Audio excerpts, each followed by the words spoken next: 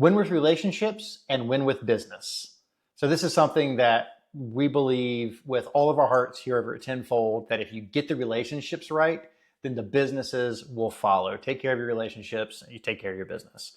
At the end of the day, it's the relationships that matter, and it's very easy to lose sight of that. It's very easy to get bogged down in product, delivery, the craft itself, basically just the daily grind, and you lose sight of those critical relationships, which are all around you.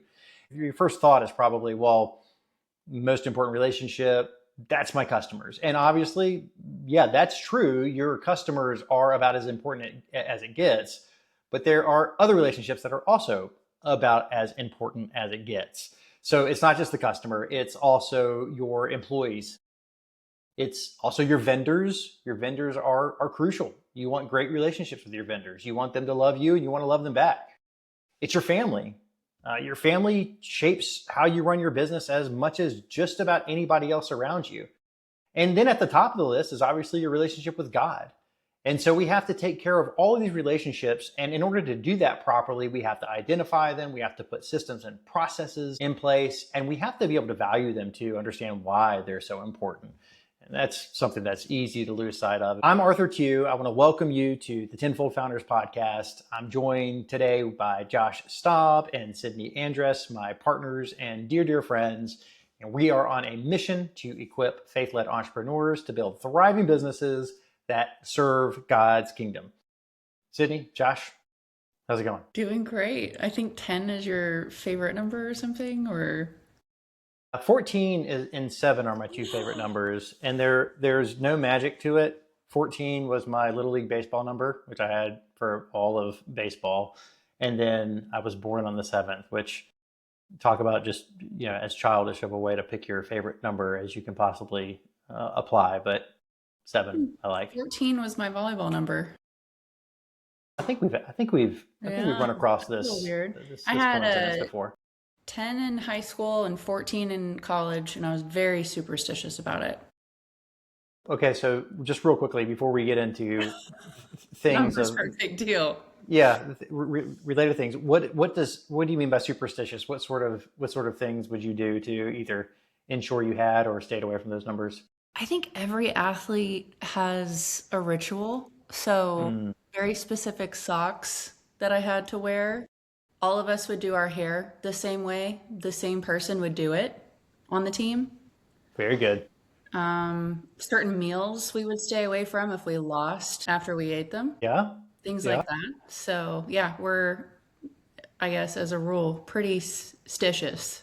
Yeah, you lost me at hair, because whenever I hear the word hair, I Never did that. start fixating on hair and my lack of it and all that. So anyways, so we'll use that as a seamless transition into blind spots. So from bald spots to blind spots, I think a lot of people, they have this blind spot around their relationships. It's a natural thing to do. Again, going back to the opening, you're so focused on the daily grind. You're so focused on the next task that you have to knock out, or the customer that's mad at you, or the customer that you might get ready to close, that you essentially either turn off all the other relationships and just focus on that relationship, or you completely ignore that relationship because it's causing stress. The thing to do is to figure out your relationship categories, I guess is where I would start. So everybody in their business has these groups of relationships that build out their broader ecosystem. And there's some really common ones: customers, employees, et cetera, some of the ones we have already talked about. But you may have some unique ones as well. And so in this podcast, and as we go through these podcasts, we want to treat this a little bit like a workshop. So I want you to engage with our content. I want you to take a minute and either during the podcast or after the podcast and actually put pen to paper, take some notes, do a couple of these tasks, and see if you can't start to implement some of the things that we're talking about, or at least identify where they could help you in your business. So the first thing is identify those 3 to 5 relationship groups. We've got 5 here that we're going to talk about today. They probably are relevant to most of you, but again, you may have some unique ones. The ones we're going to go through are customers, employees, vendors, family, and God. So just like the opening, we've identified these as our starting lineup of critical relationships. And there are others, but we want to talk about these first. Before we jump into it, any unique relationships that you all have ever had to deal with, or things that you've faced on the relationship front that is maybe somebody else is struggling with, or somebody else has seen, or maybe they're asking themselves who their critical relationships might be, and it's not the 5 that we listed? I think the 5 sums it up pretty well.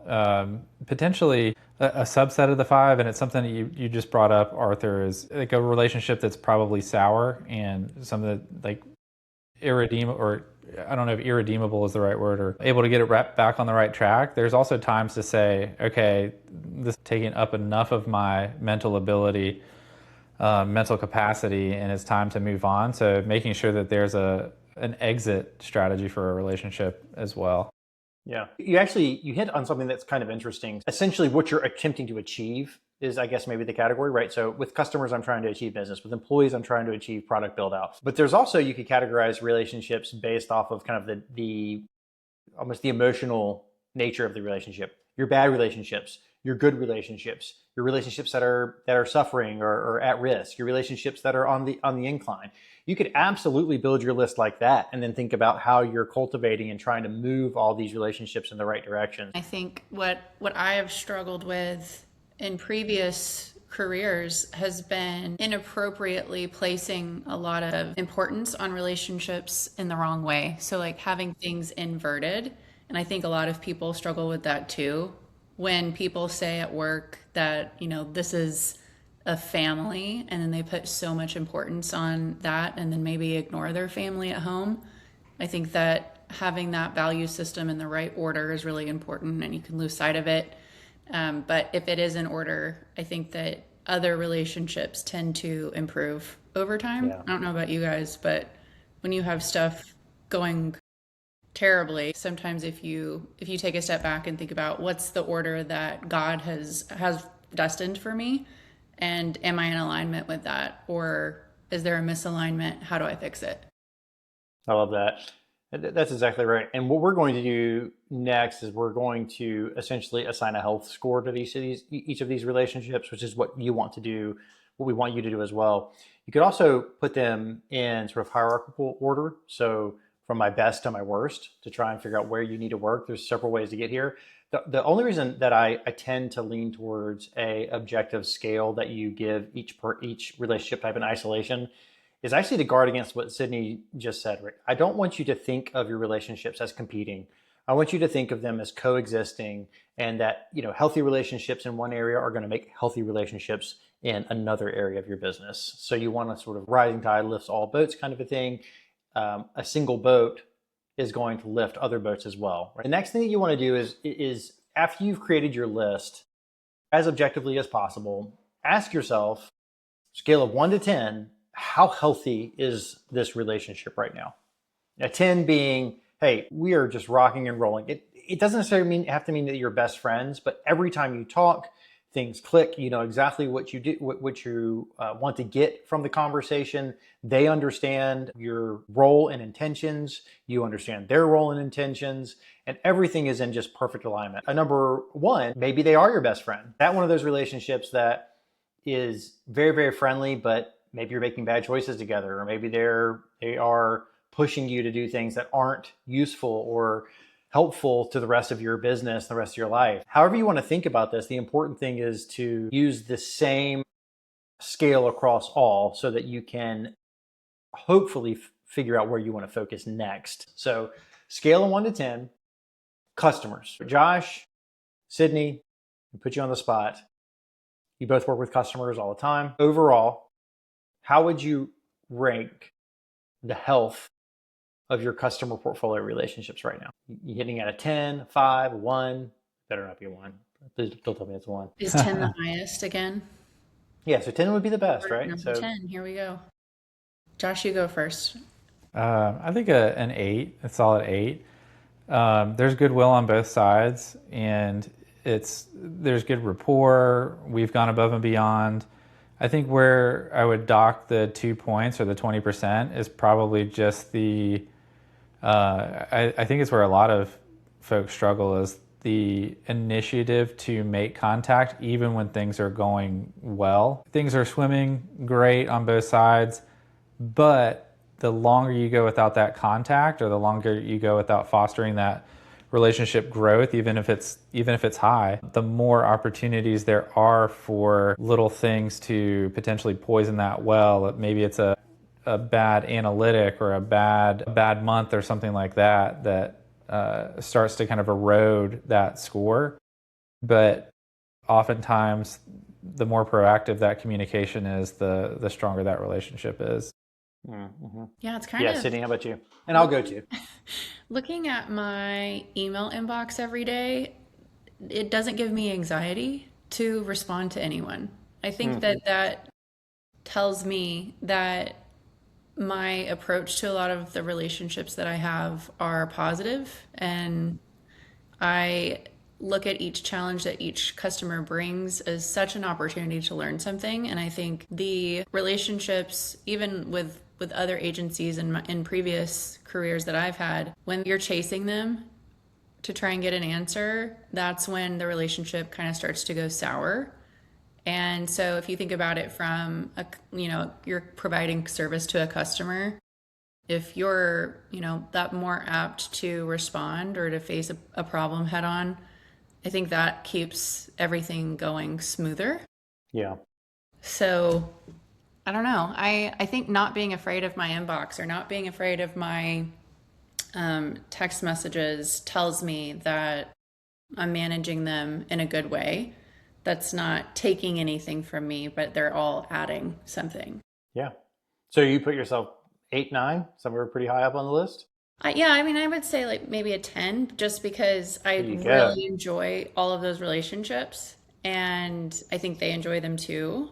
I hear that feedback, and each call I'm on, even if it is something where we're looking at not great numbers, I love being able, I still approach all of that with a lot of enthusiasm, and we're going to get through this. And also just the longevity of some of our relationships that we've had, that they're long ones. And even if they do go away, sometimes them come back. Yeah.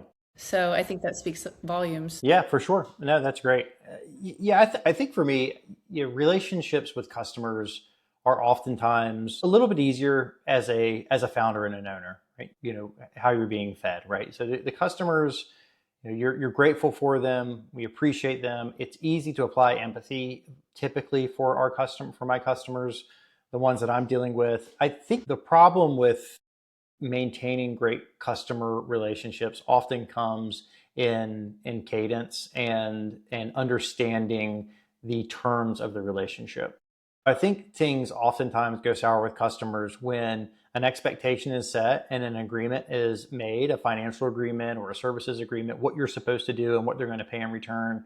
And then somehow that gets forked, right? So that they have one view of what that's supposed to be, and you have another view of what that's supposed to be. I have a hard time with this. I am somebody who, and I know you two so well, and I know you have the same issue. You want to serve, right? You want to solve the problem. You want to be biased towards action and empathetic. But the problem is you set bad expectations. You set the expectation that, hey, this isn't part of our scope, but we'll do it. Or maybe this was supposed to happen in a month, but you need it faster, so we'll jump all over it and we'll get it done, right? These sort of concessions that we make, which we're not going to stop making, but it begins to sort of unbalance the relationship, right? So the terms no longer actually are being applied to the letter of the agreement, which means that the give and take piece now is a little bit more give or a little bit more take.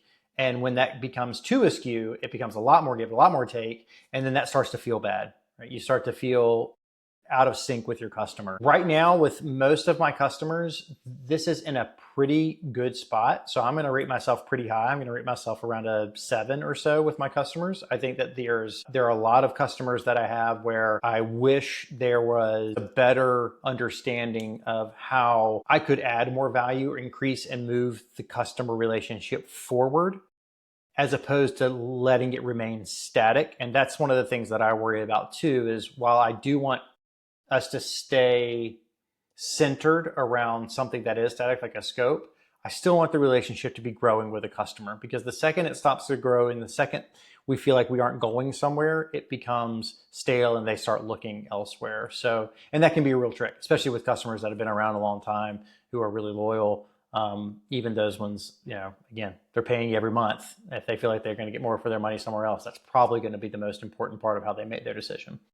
Do you think Okay, so the next one, go ahead, Sydney. I have a question after. Do you think that when a relationship becomes strictly transactional, that's when it starts to sour? Or do you think there's another warning sign that people should look out for? Well, it's a great question. I think that, again, your customer relationship shouldn't be strictly one thing, right? So if it becomes strictly transactional or if it becomes strictly social, then it's no longer a healthy customer relationship. A customer relationship is a dynamic thing. It needs to be a little social. It needs to, and it's great to know what your, client's spouse's name is, or how many children they have, or what church they go to. And these are wonderful things to know.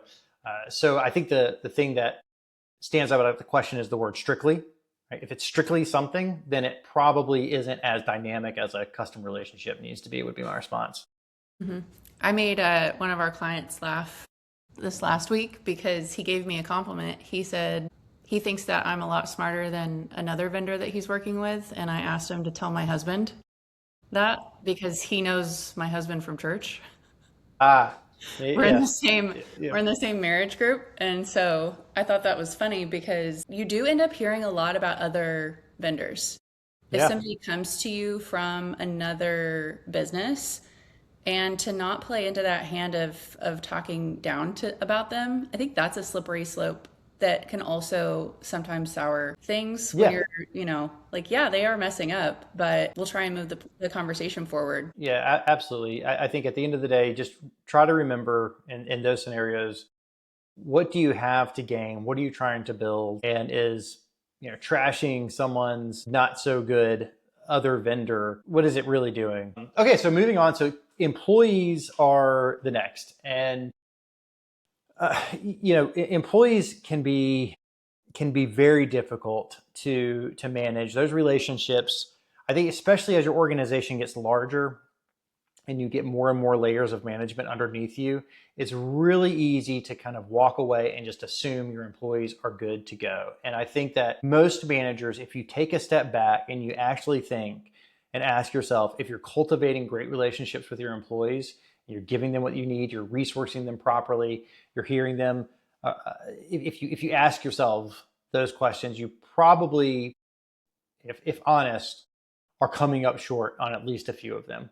And it's a lot of work. And there are things that we could talk about in another podcast or in one of our community sessions, how you can protect against that. But caring for employees can be a full-time job in itself. And so figuring out ways to do it systematically is really important. Ask yourself, today, again, 1 to 10, how are you doing with your employees and what could change in order to make them better? My suggestion is, number one most important thing is connect, listen to them. If you're not providing opportunities to hear from your employees, then you're probably not able to really truly care for them the way God would want you to and the way they need you to. I'll put you on the spot just real quickly, Josh. I mean, I know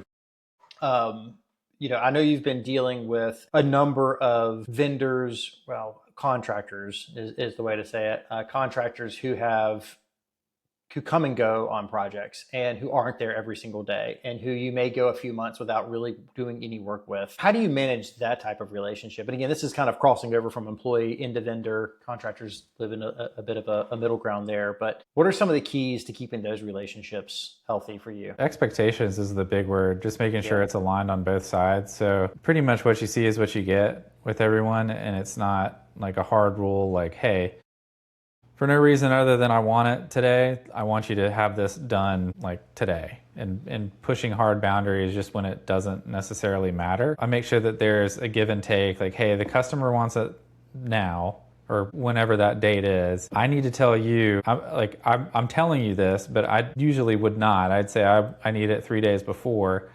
But I think just having the conversation of like, hey, we're in this together. Like, we need to satisfy this customer. I'm not going to withhold information or contractor any less than I would a friend or like a full-time employee or anything like that. So I think it's just the transparency and the expectations, just to make sure, like, hey, we're fighting the same fight. I don't want to be a thorn in your side more than I want you to be a thorn in mine. So let's just get it done and make sure we're steering all in the same direction. I know you talk about steering in the same direction a lot, Arthur. So yeah, I think it's just the transparency and expectations. Yeah. Yeah, feeding those relationships can become a challenge because of the intermittent nature. Sometimes you're talking together all the time, then you go for a while and you're not, and so going back and forth can be difficult. Those ebbs and flows add their challenges. So the next two, so family and God. So these are obviously enormous relationships. Like I said, impact on everything you do, caused by how you interact and how healthy your relationships with your family are. So when we think about managing our family relationships and how we want to rate them, we keep coming up with this expectations, right? This is interesting. I didn't necessarily know that this was going to be such a strong theme, but I immediately go back to expectations. So when I'm working with my family, what time do they expect me home? What does this week look like? What are their expectations around whether or not we're going to be able to take a vacation this summer? Or for my wife and I, what expectations around income and what we can spend and what we can't? These are really fundamental aspects to your family relationship. You're so dependent on them and they are on you. So getting those expectations set correctly is crucial. Again, family, it's so deeply built around the love that you have for one another. So making sure that everything you do with them is expressing and showing and sharing that love with your family, I think, is also crucial. Sydney, with a growing family, and again, we talked about it last time, we'll talk about it this time, with another baby on the way. How are you thinking about work and family and managing those relationships with the changing house? Yeah, I think when I had my first daughter, you and I had a conversation where we were talking about how distilled things get, how much sharper you get in your decision making, because things just shift. That things become so much more important. Your children become, that source of, obviously, like, your brain power is going over there, but they're also the reason why you do what you do. I think everyone feels that way when you having children. You can look to them and suddenly be inspired or remember your purpose. Like, looking at pictures of my first throughout my workday obviously inspires me, but it also has helped me determine what's worth dwelling my time and energy on at work and what's not, because I want to be done. I want to move on with my day so that I can shift gears into focusing on her and not be wasting time. I think children are such a great, recalibration tool. Yeah, I like that. I like the recalibration tool. I think I think, I wouldn't necessarily refer to my children as tools to their faces, but I do know exactly what you mean, that there is a shift in your perspective that only family can drive. And getting married, that shifts your perspective. And having children, that shifts it again. Having your second and third, in my case, your fourth and fifth child, they all change perspective and make you reprioritize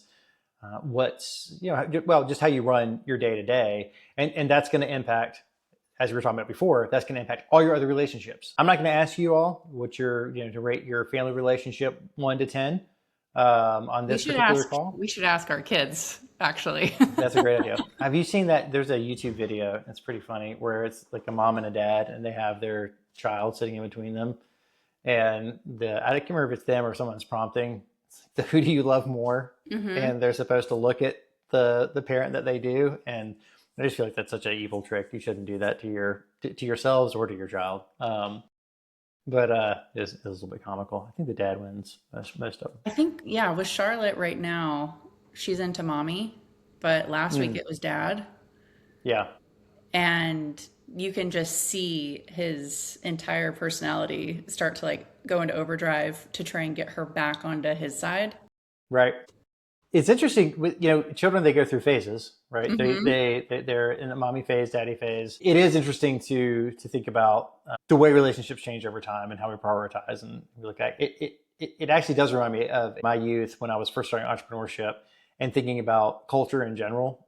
And I meant to bring this up earlier in the conversation, but I was thinking about it earlier this morning. When I first started my entrepreneurial journey, I was 22, I think. And so it was well over 20 years ago, maybe no, closer to 20 actually.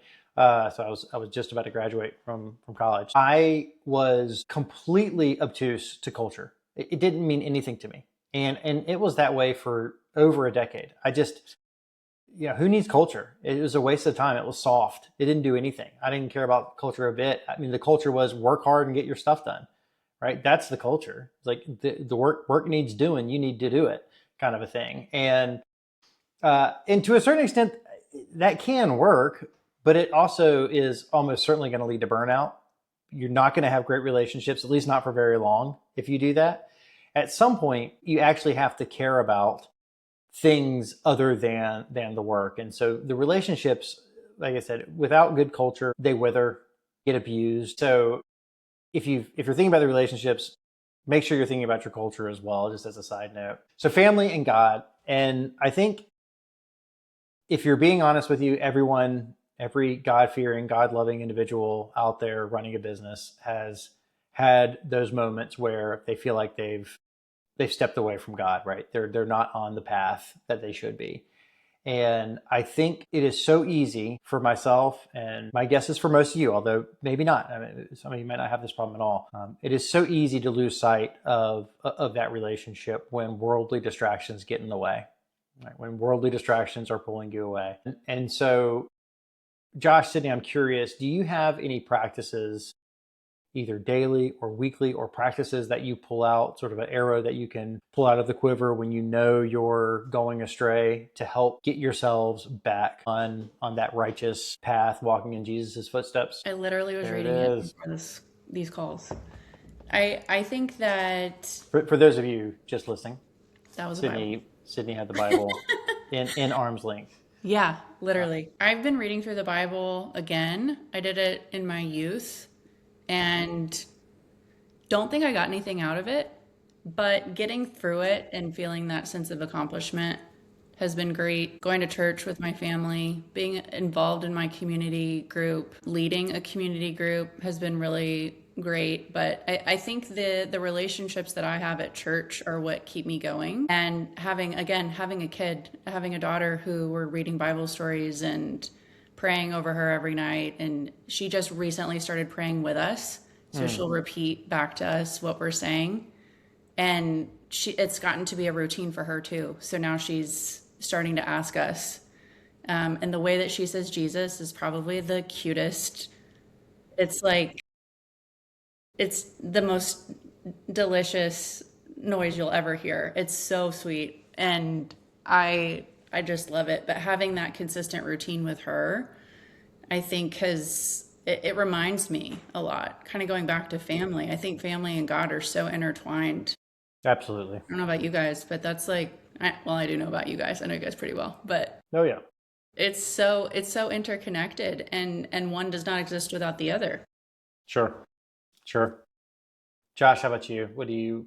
Any particular practices that you like to go back to, or things that you do even on a daily or routine basis that help to keep you spiritually aligned and help keep your conversation with God rich?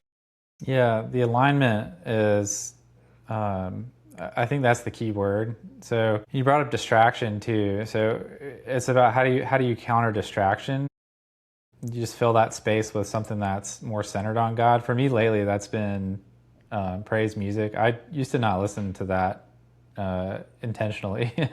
Yeah. Like growing up, and like it's gotten much better. I'm a big Forrest Frank guy now with my kids. They love it. And then also Elevation Worship. They have a great station on Spotify. And then Maverick City, Josiah Queen. Like if you hop in the truck and then that's what's playing, it's a good just constant undertone to your day that kind of keeps you, like the songs that start to pop in your head, like when you're idle or when you're doing something else, are the ones that are motivated by worshiping God. It's a little thing, it's a little practice. It's something that's not very hard to do, but the fruits of that carry through your entire day. If you can just find some music that I love all kinds of music too, but if you can find some time to worship by yourself in the car, listen to some tunes. Yeah, I love it. Love these responses. Obviously, spending time in the Word is the cornerstone, in my opinion, of how you get back aligned, right? If you feel like you're walking astray, you're not hearing God's voice, well, it's there. One of the practices, though, that I find to be as helpful as any for me is praying out loud. And I know it sounds like a really simple thing, but I have a decent amount of drive time. And if I'm getting in the car for more than 10 minutes, take my hat off, put it in the seat beside me, and I will pray out loud. And it's a habit that is almost reflexive now. And sometimes the conversation lasts for a minute, but normally it lasts for several minutes. And sometimes it lasts for 20 or 30 minutes. Sometimes I'm halfway from Pinehurst to Raleigh, which is an hour and a half, and I'm still just going. And it is one of the most simple tricks to focus your prayer to keep it linear that you can come up with. So, I mean, again, speaking about me only, although I imagine some of you would experience this, prayer and silence can sometimes be difficult, right? Your mind begins to wander. You sort of lose the thread. Next thing you know, you're thinking about, the baseball game or what you're going to have for dinner. And you're, oh gosh, what am I doing? Praying out loud will focus you almost entirely. A couple of action items that I want to throw at you guys before we start to close. So make sure you do your list of relationships. So top 3, 5, you can do more, types of relationships, rate them 1 to 10. Where's their health score right now? Once you've done that, think about the ones that need work. If it's customers, pick one customer this week that you've never done this for and just call them. Ask them how they're doing. Just call them to check in. I guarantee that it will be received well. It might make you feel a little bit nervous if this isn't something you're used to, but call them, check them in, see how they're doing. Don't sell them anything. There's a pretty good chance they'll ask you to sell them something though, so don't be surprised when that happens. But start there, and then if it works, make it a weekly habit. Pick a customer, and then eventually make it a per customer habit and do it, again, as routine. As far as your employees are concerned, what I want you to do is go and, again, create a space to hear them and how they're doing. A really good question to kick things off is, pick one of your team members and ask them what the one thing is that you could do or you could change to prevent them from ever wanting to leave the company. It's a really fun way to just sort of get them to open up and see what they really value. You get a lot, and you'll be surprised. You might expect more money, but the range is huge. I've used this question before. It's a really healthy one to start some interesting conversation. For your vendors, take one of them to lunch. Right? Go meet and have coffee with one of your vendors. It's, if they're local, go and sit down with them. If you're driving up to the local landscape supply place, twice a week to pick up mulch or ground cover, pop in, see the owner, bring him a cup of coffee, sit down and chat with them. It's incredible what this can do. It humanizes your vendors so much so that all of a sudden what they're attempting to get out of business and get out of their transactions, you realize the way they get it is slightly different. They're on the other side of the negotiation table, but they're trying to get to the same place.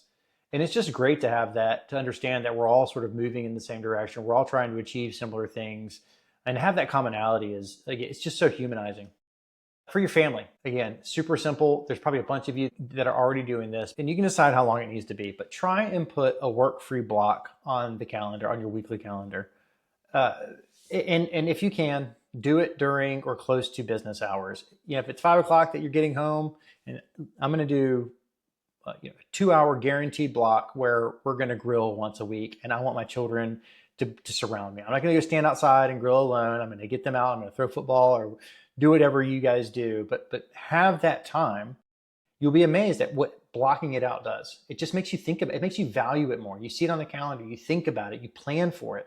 And so then when it comes, you're ready to really absorb it. You're ready to really extract all the value you possibly can. So you're probably already having these blocks. You're probably already having these times, but putting the intentionality behind it is really how you change what you get from it. So start there. As far as your relationship with God is concerned, Look, I'm not going to pretend to be a theologian or somebody who can ultimately minister to everyone out there listening to us. But pray, read the Bible. If you're not doing it, on at least a weekly basis, block that time too. Get up a little bit earlier in the morning. Take 10 minutes if that's all you have, and just spend some time in the Word. It is probably the most impactful thing that you can start doing next week if you're not already doing it. And if you already have great practices, go share with somebody else what your great practices are. And I'm serious about that. If you already have fantastic practices and you feel like your relationship is really, really good, go tell somebody else what you're doing, and it will actually it has a sort of a reciprocal effect. It will put pressure back on you to keep doing it, because now you're telling people that you're doing it. It will actually reinforce the behavior and help you to continue it and let it thrive for longer, as opposed to, most habits, they kind of come and go. Josh, Sydney, any other last minute thoughts on the topic? I think the name of the episode says it all. Like, better relationships drive better businesses. I mean, if you could just take away one nugget from today and implement that, there are several, but just pick one. I mean, there's tons of good that can come out of one great relationship. Yep. Completely agree. Implement something to get better relationships. When it starts to work and you see it work, make it a policy, then make it a standard. Do it with all of your relationships. Care about them, think about them, love them. And just before we go, let me close us in a quick prayer. So, Father, we thank you so much for the relationships that you have placed in and around our business, the customers, the teams, team members, our family. Having you as one of our most important relationships, we're so grateful that you've chosen us for that. And God, just please show us how we can make each of these relationships a fruitful relationship that serves you above all else. In Jesus' name we pray. Thank you. We'll talk to you all again soon.